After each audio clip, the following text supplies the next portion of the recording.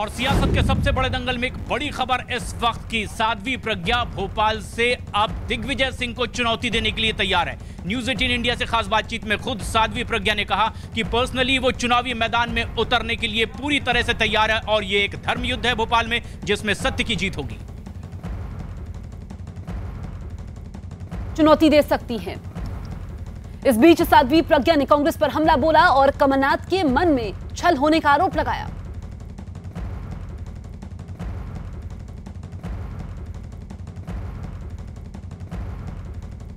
साध्वी प्रज्ञा इस वक्त हमारे साथ हैं।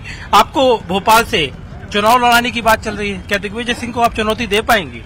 निश्चित रूप से। कैसे? ये तो राजनीति है और युद्ध है, धर्म युद्ध है, और धर्म युद्ध में सदैव सत्य की और धर्म की जीत होती है।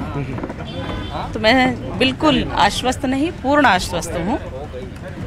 कमलनाथ ने भी ट्वीट किया कि जो प्रधानमंत्री गुजरात में जो मौसम की वजह से मौत हुई, उनके लिए संवेदना दे रहे हैं, एमपी वालों को नहीं दे रहे। तो क्या नरेंद्र मोदी सिर्फ गुजरात के प्रधानमंत्री हैं? ये तो जी प्रधानमंत्री देश के हैं और उन्होंने विश्व में भारत को जो सम्मान दिलाया, जो स्थान उन्होंने विश्व में भारत का बनाया है, ये अनदेखी करते हैं और इनके मनों में छल है। लेकिन मध्य प्रदेश के लोगों के लिए प्रधानमंत्री ने नहीं कहा ना कि उनको सहायता मिलेगी।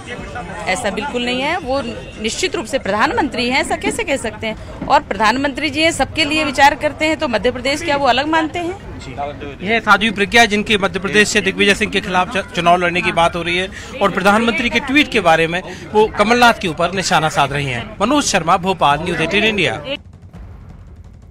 मनोज हमारे सहयोगी फोन लाइन पर मौजूद है। मनोज, आप साध्वी प्रज्ञा से बातचीत भी कर रहे थे और दिग्विजय सिंह के खिलाफ उनको मैदान में उतारा जा सकता है, औपचारिक ऐलान नहीं हुआ है। क्या रणनीति इसके पीछे आप बीजेपी की देखते हैं? इसके पीछे लगातार बीच में बातचीत चल रही थी कि जो पूर्व मुख्यमंत्री शिवराज सिंह चौहान है, उनको मध्य प्रदेश में राजधानी भोपाल बहुत ही प्रेस्टिजियस सीट है बीजेपी के लिए, क्योंकि बीते 30 साल से बीजेपी का इस सीट पर कब्जा है। और बीजेपी का जैसे कहें कि एक भगवा ध्वज अगर लहराता है तो भोपाल से कहा जाता है कि भोपाल में बीजेपी को कोई नहीं हरा सकता।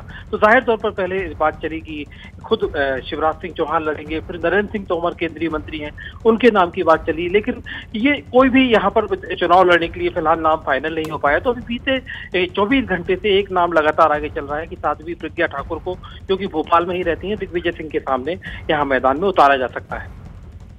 बिल्कुल मनोज, आपको इस तमाम जानकारी के लिए बहुत बहुत शुक्रिया।